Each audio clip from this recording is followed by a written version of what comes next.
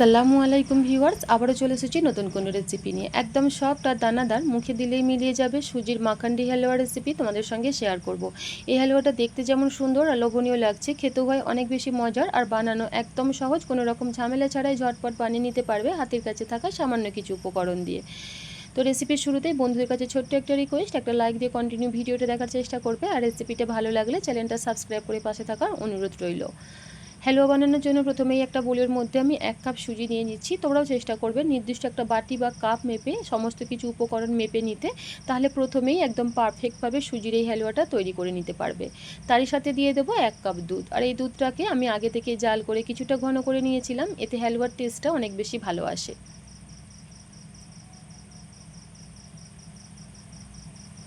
একটা চামচ দিয়ে একটু ভালোভাবে নেড়েচেড়ে মিশিয়ে নিচ্ছি। এবার এই সুজির মিশ্রণটাকে 10 মিনিটের মতো রেস্টে রেখে দেবো, আর অবশ্যই এই সময়টুকুর জন্য সুজিটাকে রেস্টে রাখতে হবে। তো ঠিক 10 মিনিট পর ফিরে আসছি। আর এদিকে 10 মিনিটের মধ্যে দেখতে পাচ্ছ বন্ধুরা, সুজিটা কিন্তু সমস্ত দুধটাই শোক করে নিয়েছে আর সুজির দানাগুলো একদম নরম হয়ে গেছে। ঠিক এইভাবে সুজির মিশ্রণটা আমাদের তৈরি করে নিতে হবে। এবার এই সুজির মিশ্রণটাকে একটা সাইডে রেখে দেবো, চলে যাব চুলায়। এদিকে চুলায় একটা প্যান বসিয়ে দিয়েছি আর দিয়ে দিচ্ছি 2 চা চামচ ঘি। ঘিটা ভালোভাবে মেল্ট হয়ে যাবার পর এখানে দিয়ে দেবো আমি কাজু আর কিশমিশ। এখানে আমি আমার পছন্দ মতো ড্রাই ফ্রুট ব্যবহার করছি, তোমরা তোমাদের পছন্দ মতো যে কোনো ড্রাই ফ্রুট এখানে ব্যবহার করতে পারো, অথবা হাতের কাছে না থাকলে স্কিপ করতে পারো। প্রথমে কাজু বাদামটা একটু হালকা লাল লাল করে ভেজে নিচ্ছি। প্রথম পর্যায়ে কিশমিশটা ব্যবহার করব না, কারণ কিশমিশ ভাজতে খুব বেশিক্ষণ সময় একদমই লাগে না। কাজুটা হালকা লাল লাল করে ভেজে নেবার পর এখানে কিশমিশটা দিয়ে দিলাম। এবার কাজু আর কিশমিশটাকে একটু লাল লাল করে ভেজে এগুলোকে উঠিয়ে নিচ্ছি। তো এখানে কাজু আর কিশমিশটা খুব সুন্দরভাবে আমার ভাজা হয়ে গেছে, এগুলোকে উঠিয়ে নিচ্ছি। ওই প্যানের মধ্যে আবারও দিয়ে দিলাম আমি হাফ কাপ ঘি। আর অবশ্যই কিন্তু এই হালুয়াটা ঘি দিয়েই বানাতে হবে এর আসল টেস্ট আর ফ্লেভারটা পাওয়ার জন্য। ঘিটা ভালোভাবে মেল্ট হয়ে যাওয়ার পর আমি সুজির মিশ্রণটাকে দিয়ে দিলাম। চুলোর ফ্লেমটাকে লো টু মিডিয়ামের মাঝে রেখে অনবরত নেড়ে চেড়ে সুজিটাকে আমাদের ভেজে নিতে হবে।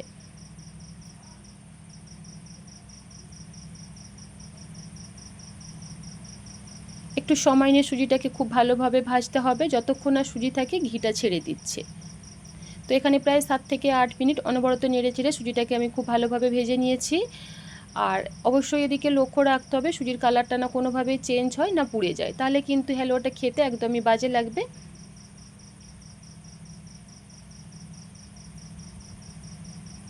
তো এখানে সুজিটা কিন্তু খুব সুন্দরভাবে আমার ভাজা হয়ে গেছে, সুজিটাকে একটা সাইডে রেখে দেব। এদিকে চুলায় আবারও একটা প্যান বসিয়ে দিয়েছি আর দিয়ে দিচ্ছি আমি ঠিক যে কাপ মেপে সুজি নিয়েছিলাম ওই কাপ মেপে দিয়ে দিলাম 1 কাপ চিনি। আর 1 কাপ সুজির জন্য 1 কাপ চিনি একদম পারফেক্ট একটা মিষ্টি, তবে তোমাদের পছন্দ মতো চিনির পরিমাণটা এখানে বাড়িয়ে কমিয়ে একটু ব্যবহার করতে পারো। আর তারই সাথে দিয়ে দিয়েছি 2 চা চামচ পানি। এখানে চিনিটা হালকা মেল্ট হয়ে যাবার পর একটা স্প্যাচুলা দিয়ে অনবরত নেড়ে চেড়েই ক্যারামেলের কালারটা তৈরি করে নিতে হবে। তবে ক্যারামেলটাকে খুব বেশি পুড়িয়ে ফেলবে না, অর্থাৎ খুব বেশি লাল করে ফেলবে না, তাহলে কিন্তু আবার হালুয়াটা খেতে একদমই তেতো লাগবে।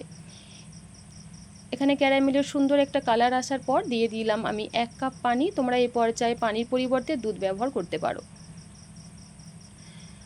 পানিটা দেওয়ার সাথে সাথেই ক্যারামেলটা জমাট বেঁধে যাবে, তবে ভয় পাবার কিছুই নেই। অনবরত নেড়ে চেড়ে জাল করার সাথে সাথে দেখবে এটা খুব সুন্দরভাবে পানির সাথে মিশে যাবে।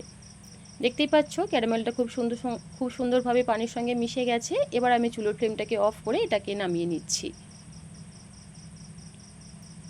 আর এদিকে যে সুজিটা আমি ভেজে রেখেছিলাম এই পর্যায়ে কিন্তু সুজিটা একদম ঠান্ডা হয়ে গেছে, এটাকে আবারও একটু ভালোভাবে নেড়ে চেড়ে মিশিয়ে নিচ্ছি। আর এখানে ব্যবহার করছি আমি 10 টাকা দামের 2 প্যাকেট গুঁড়া দুধ। গুঁড়া দুধটা ব্যবহার করলে হালুয়ার টেস্টটা কিন্তু অনেক বেশি ভালো আসে, তবে হাতের কাছে না থাকলে স্কিপ করতে পারো। আবার দুধের পরিমাণটা চাইলে এর থেকে কমিয়েও ব্যবহার করতে পারো। প্রথমে 1 প্যাকেট ব্যবহার করলাম, খুব ভালোভাবে একটু নেড়ে চেড়ে মিশিয়ে নিয়েছি। তারপর আবারও 1 প্যাকেট দিয়ে দিচ্ছি। আর অবশ্যই সুজিটা ঠান্ডা হয়ে যাবার পরই এখানে গুঁড়া দুধটা ব্যবহার করবে, তা নাহলে জমাট বেঁধে যাবে, ভালোভাবে সুজির সঙ্গে মিশতে চাইবে না।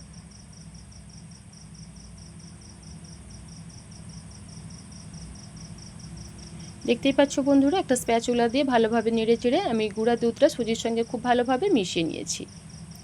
খুব ভালোভাবে মেশানো হয়ে গেলে চুলোর ফ্লেমটাকে অন করে দিয়েছি, আর চুলোর ফ্লেমটাকে এই পর্যায়ে একদম লোয়ে রেখে এখানে ক্যারামেলটাকে অ্যাড করে দিয়েছি। তারপর একটা স্প্যাচুলা দিয়ে অনবরত নেড়ে চেড়ে এইভাবে আমাদের হালুয়ার মিশ্রণটাকে তৈরি করে নিতে হবে। আর এখানে খুব বেশিক্ষণ কিন্তু হালুয়ার মিশ্রণটাকে আমাদের কুক করলে হবে না, তাহলে কিন্তু হালুয়াটা অনেক বেশি শক্ত হয়ে যাবে, খেতে একদমই ভালো লাগবে না।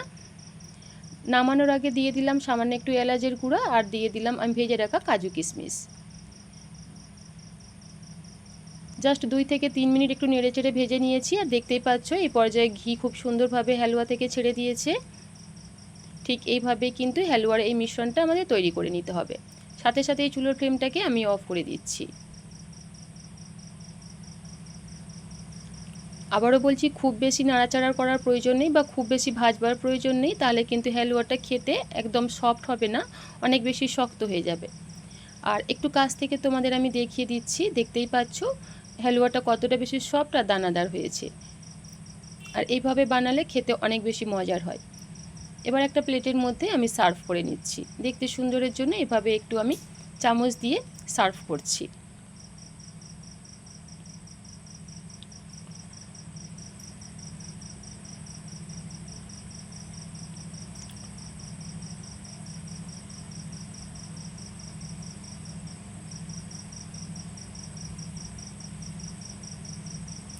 তো দেখতেই পেলে বন্ধুরা, সুজির এই মাখান্ডি হালুয়া রেসিপিটা বানানো কতটা বেশি সহজ, খেতেও অনেক বেশি মজার হয়েছিল। চাইলে এইভাবে একবার বাড়িতে বানিয়ে দেখতে পারো।